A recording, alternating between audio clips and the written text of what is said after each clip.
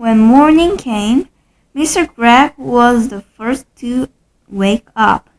He opened his eyes. He was about to put out a hand for his watch to see the time, but his hand wouldn't come out. "That's funny," he said. "Where's my hand?" He lay still, wondering what was up. Maybe he had hurt that hand in some way. He tried the other hand. That won't come out either. He sat up. Then, for the first time, he saw what he looked like. He gave a yell and jumped out of bed. Mrs. Gregg woke up, and when she saw Mr. Gregg standing there on the floor, she gave a yell too, for he was now a tiny little man. He was maybe as tall as the seat of a chair, but no taller. And where his arms had been, he had a pair of duck's wings instead. But, cried Mrs. Gregg, going purple in the face. "My dear man, what's happened to you?" "What's happened to both of us, you mean?"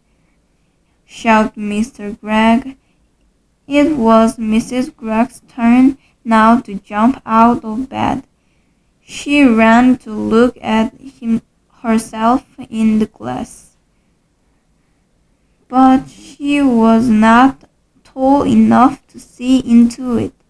She was even smaller than Mr. Gregg, and she too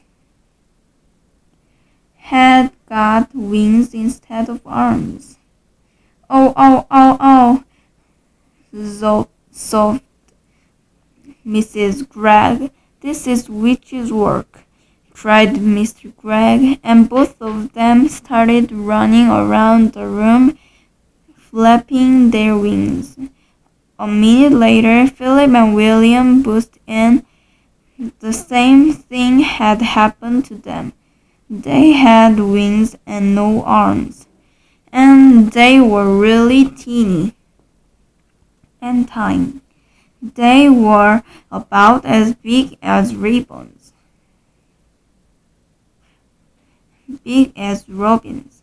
"Mama, Mama, Mama," chirped Philip. "Look, Mama, we can fly," and they flew up into the air. "Come down at once," said Mrs. Gregg. "You are much too high," but before she could say another word, Philip and William had flown right out the window. Mr. Gregg and Mrs. Gregg ran to the window and looked out. The two tiny boys were now high up in the sky. Then Mrs. Gregg said to Mr.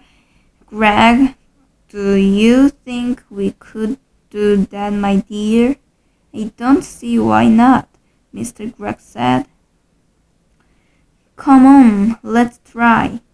Mr. Gregg began to flap his wings hard, and all at once up he went. Then Mrs. Gregg did the same. "Help!" she cried as they started going up. "Save me!" "Come on," said Mr. Gregg. "Don't be afraid." So out the window they flew, far up into the sky, and it did not take them long to catch up with Philip and William. Soon the whole family was flying around and around together. "Oh, isn't it lovely?" cried William. "I've always wanted to know what it feels like to be a bird." "Your wings are not getting tired, are they, dear?" Mr. Gregg asked Mrs. Gregg. "Not at all," Mrs. Gregg said. "I could go on forever." "Hey, look down there," said Philip. Somebody is walking in our garden."